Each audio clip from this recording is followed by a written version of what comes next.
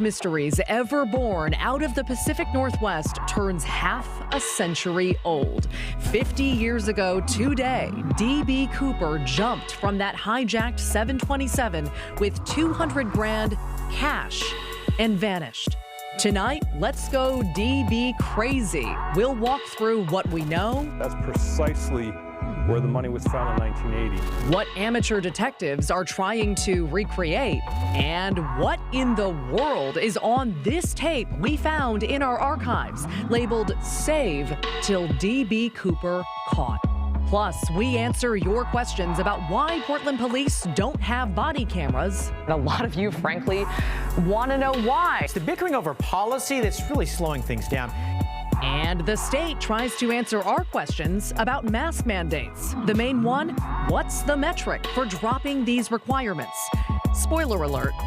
Yeah, so we don't have an exact number, and I want to be clear, it's not like we have an exact number that we're keeping secret within OHA and not telling people. Here's the story. Ooh, what a night. I am Maggie Vespa. Welcome to The Story, and I have no shame in saying that we have zero chill about this tape. One of our brilliant editors found it buried in our archives with that bizarre label, Save Till D.B. Cooper Caught.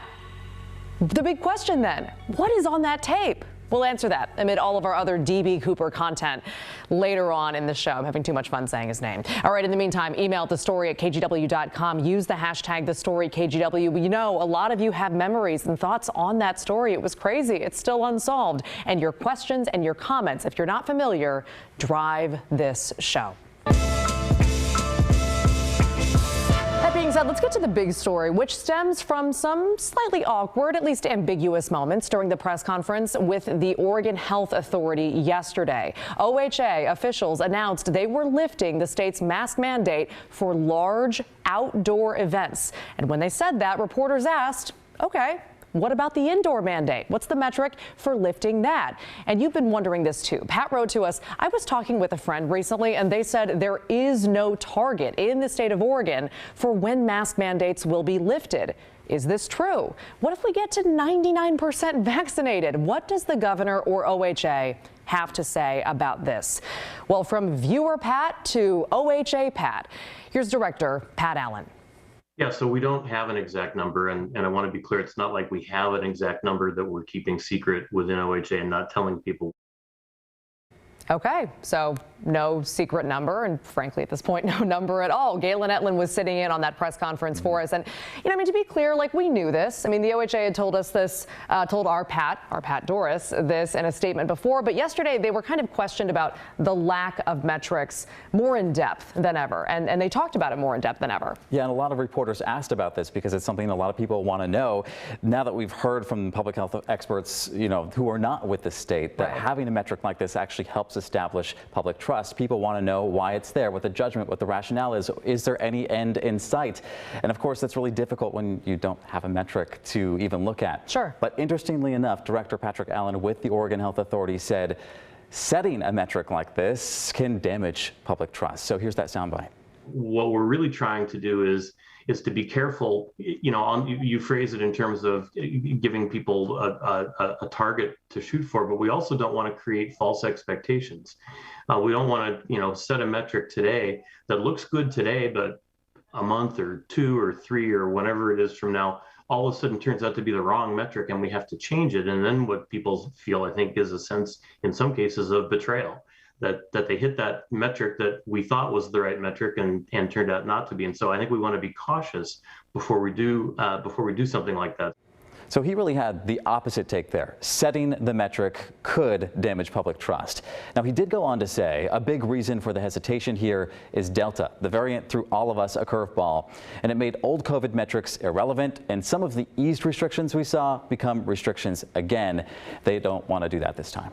Okay, got it. Interesting. So we know obviously that masks keep infection rates low. We want to reiterate that. That's a good thing. But I mean, a reminder, journalists asked all these questions because the outdoor mask mandate for large events is now no more. I mean, OHA announced at yesterday's presser, that was the big headline, that they were dropping that. So, I mean, what were the metrics for that decision? They obviously had some yardstick there. Yeah, they were asked this point blank, and they were pretty vague about it, to be honest, because, I mean, they noted Oregon was really one of the only states, the only jurisdiction jurisdictions really in the whole country that had an outdoor mandate like this one. But now they simply said, we're doing better. Transmission is lower outside. 8 out of 10 adults in Oregon are vaccinated, so that helps too. They simply said now seems like the right time to lift the outdoor piece of the mandate. Now, Patrick Allen did give some stats in the beginning of this presser and gave some context. Recall where we were when the mask regulations were first implemented last summer. Our daily cases were numbering in the 4 digits, and our hospital census was more than double what it is today. We took decisive measures, and as has been the case over the course of the pandemic, Oregonians resoundingly responded. Together, we've managed to turn back the tsunami of new infections that very nearly swamped our healthcare system. Okay, understood. Turning back the tsunami, a really vivid line there, and definitely good context. So, one final question then on the indoor mask mandate. Did OHA officials give any kind of estimate as to when they think this might end? That's what everyone wants to know, right? The big question. The problem is nothing specific, only that it will last for a while, likely into the new year, so gonna have to stick to it. We did learn, though, that OHA's Rules Committee is meeting on December 2nd to discuss the indoor mask mandate, so hopefully we'll get a clear idea then. Okay, we'll be watching for sure. Galen, thank you so much. You bet. And just to round this out, by the way, we wanted to know, do other states and or cities have metrics for lifting their indoor mask mandates? And we found out a lot of them do.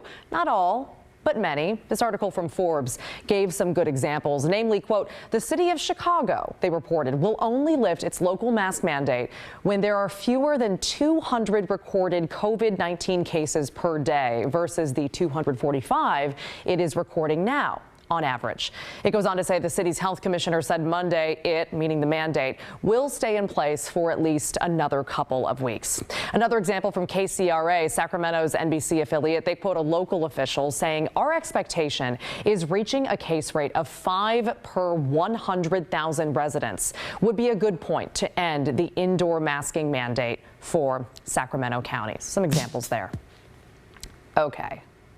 It is time for perhaps the KGW Vault segment to end all KGW Vault segments. And no, that does not mean we are destroying our archives. That would be insane. But tonight, this is a big one. Okay, tonight is the 50th anniversary of one of the most infamous and unsolved mysteries in the Pacific Northwest ever.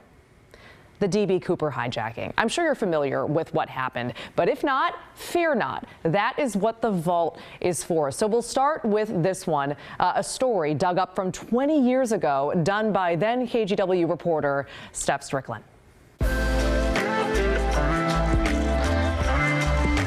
I think of him as a sleazy, rotten criminal. Former FBI agent Ralph Himmelsbach doesn't mince words when it comes to this man, known only as D.B. Cooper. The police sketch put a face on the unknown criminal who kicked off his daring crime in Portland on a rainy fall evening, November 24th, 1971. That evening, Cooper told a stewardess he had a bomb. He hijacked a plane to Seattle and started making demands. No accent of any kind. He used terribly vulgar, obscene language, the kind of language that in those days you would only hear in a penitentiary. There's a huge manhunt on in the state of Washington for the middle-aged man who hijacked a jetliner and got $200,000 in ransom money, then escaped by parachuting into the night from the hijacked plane. Cooper's escape and the massive manhunt that followed is what makes that night live on in our collective memories. After getting his $200 grand, Cooper forced the plane to take off from Seattle, bound for Mexico. But somewhere over the thick woods in southwest Washington, Cooper packed into a parachute, strapped his money bag to his waist, and made a leap of faith into freezing, stormy clouds. I think he gambled his life, and I think he probably lost. But the problem is no one knows for sure because Cooper vanished. No one ever found him, his body, or his parachute. My best guess is that he's still lying about where he fell. It's an extremely difficult area to search. Ralph Himmelsbach, now a retired aviation buff, devoted years to tracking Cooper. The walls of his office lined with memorabilia, including a $20 bill found with a stack of others in the sands of the Columbia River almost 10 years after the crime. Police only recovered $6,000. Tens of thousands of dollars are still missing. there was virtually no chance that the man could have landed uninjured. At the time, Himmelsbach never imagined this case would remain so popular. Cooper's high-flying escape both fueled the imaginations of movie makers and the public's desire to root for the underdog. One business even celebrated his law-breaking feat with a T-shirt. I have a far different opinion of him than that. He jeopardized the lives of over 40 people and his own for money. And that was former KGW reporter Steph Strickland with that amazing story. Now, speaking of amazing, as we were digging through the vault, we found this tape that we showed you at the top. The label, "Save Till DB Cooper Caught." Our team loved this. We had to know what was on it, and we figured you do too. So without further ado, let's roll that tape.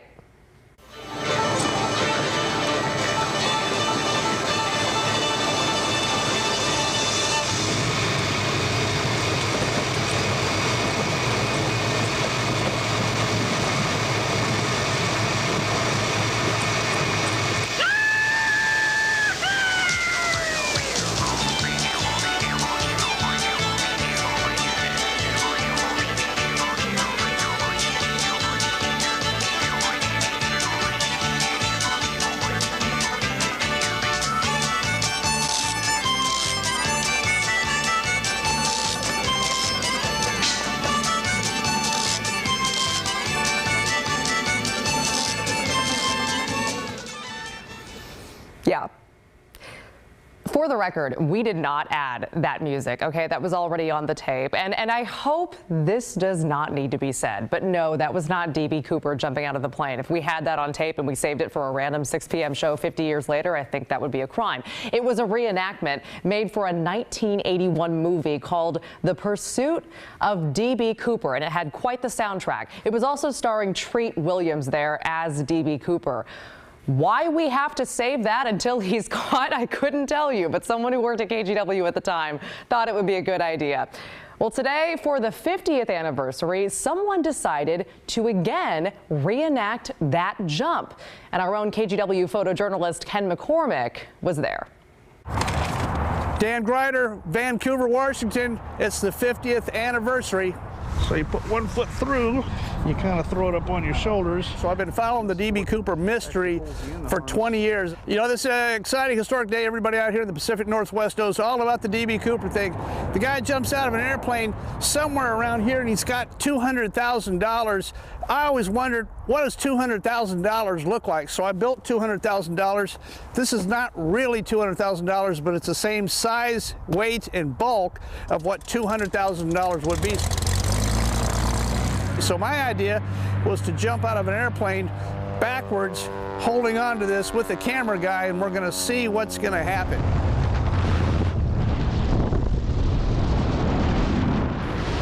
We're trying to find out, is it possible to hold on to the money? There's no way to hold on to that money.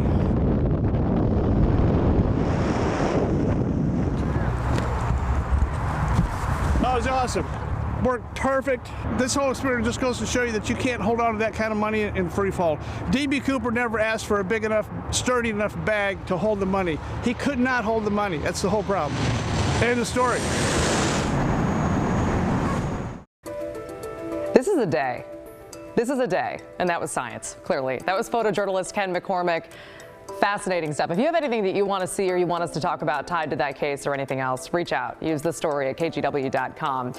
When the show continues, you have a lot of questions, speaking of, about a more serious topic. This one's about body cameras for Portland police, and we've got answers. Plus, we're going to spend some time talking about the real story of the first Thanksgiving, which is probably not the one you were taught in school. Till we are honest with one another about the first stories of this land and the first people of this land, we can't move forward.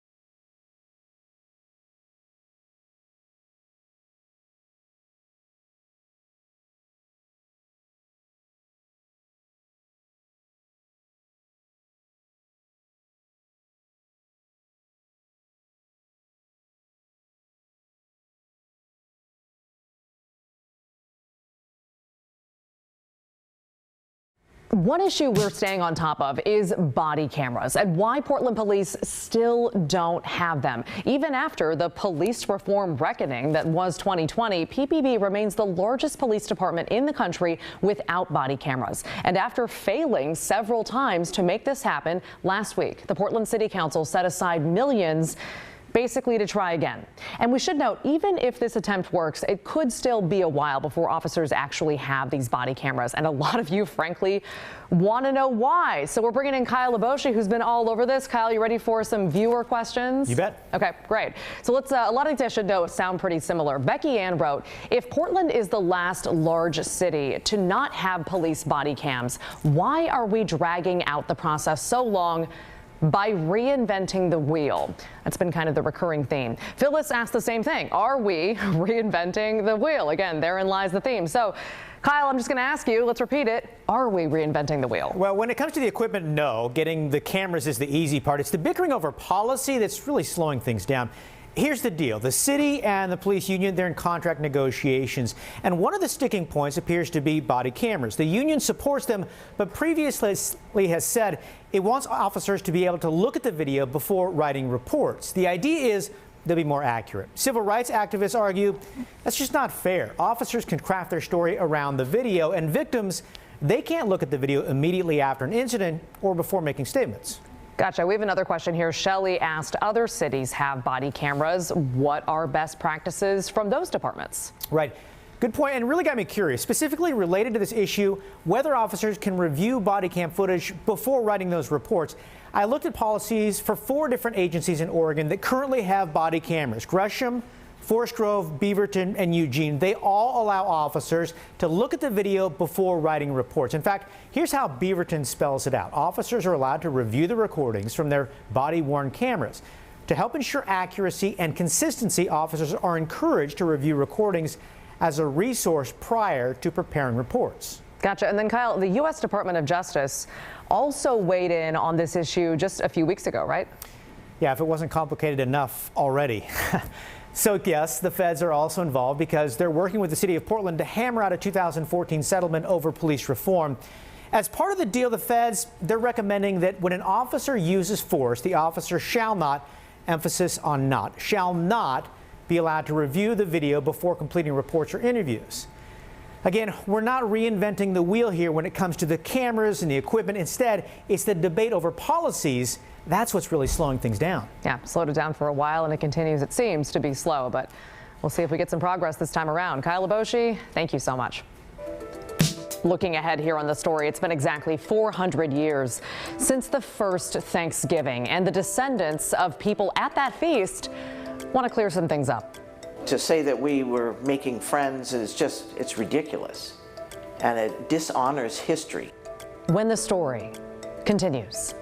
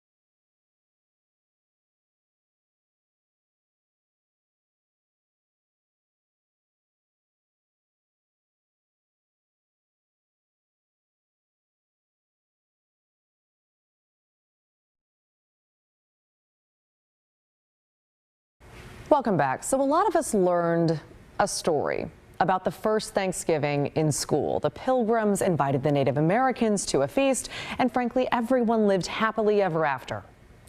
Of course, we know that's not how that really happened. It was a lot less, well, frankly, happy. And tonight, the descendants of the indigenous tribe that met the Pilgrims 4 centuries ago, in reality, they want to make sure everyone knows the true story of Thanksgiving. And they're getting some help from a tribal member in Washington. Here's Natalie Swaby from our sister station in Seattle.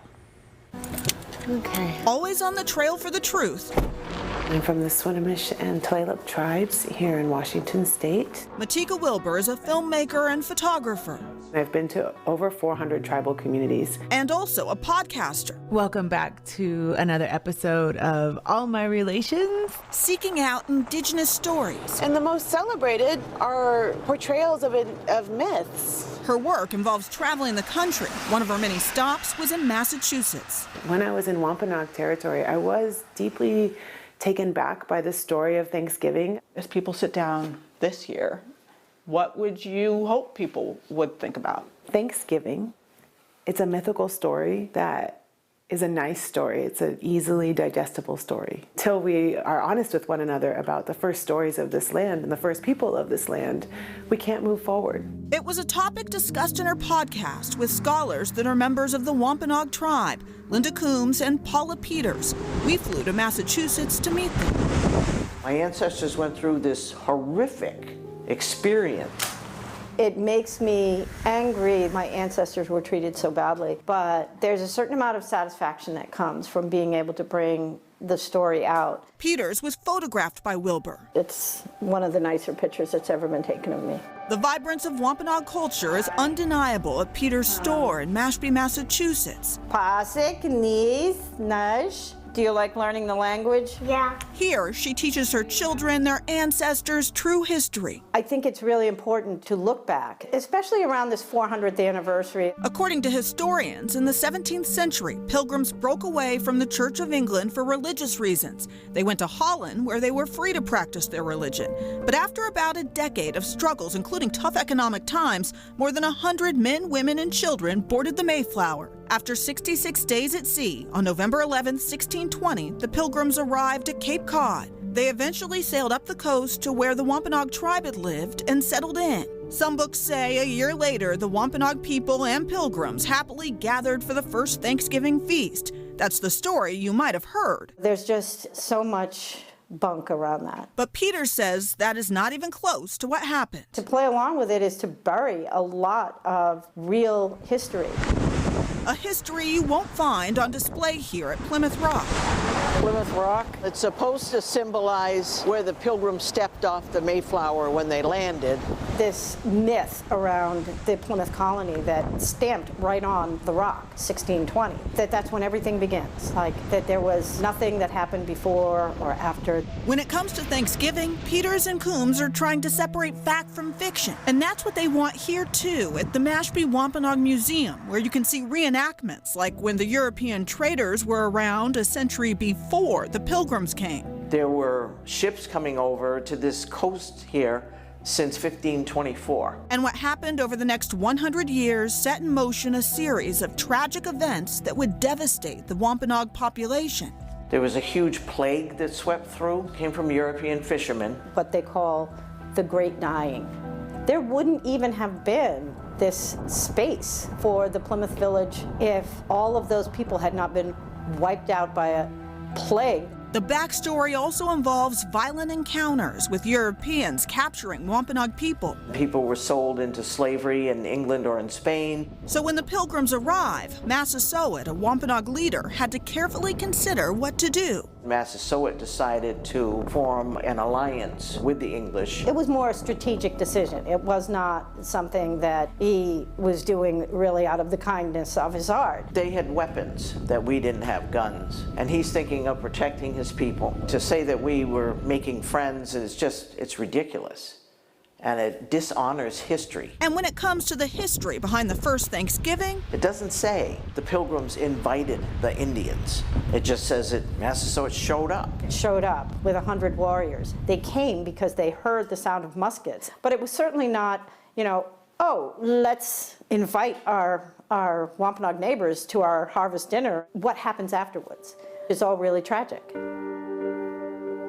You have to do something with the people that are already there. And if you're not going to kill them outright, which is a method that was used, then you do all these other things like Christianize them, educate them, try to make them like you. Over time, the Thanksgiving lore has rendered Indigenous people almost invisible. There's a distinct memory that I have of being a second grader in school. The story was told by the teacher, and one of the other students said, "What happened to all the Indians?" And the teacher said, "Oh, they all died of a plague."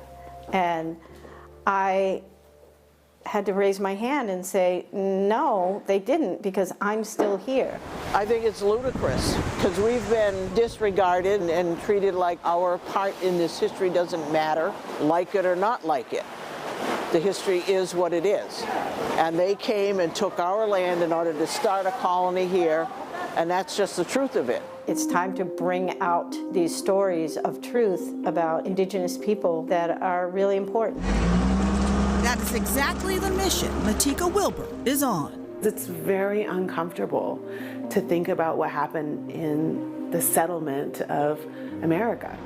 I believe that our humanity encourages us to get to know one another. And to me, that's how we break down some of these barriers and we overcome some of these stereotypes, is by being in good relationship with people that look different than us.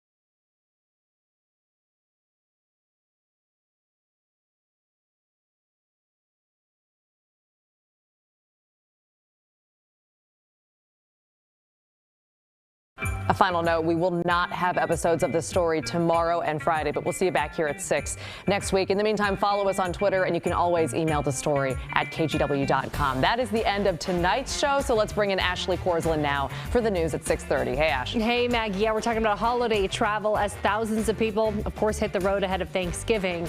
KGW News at 6:30 starts now.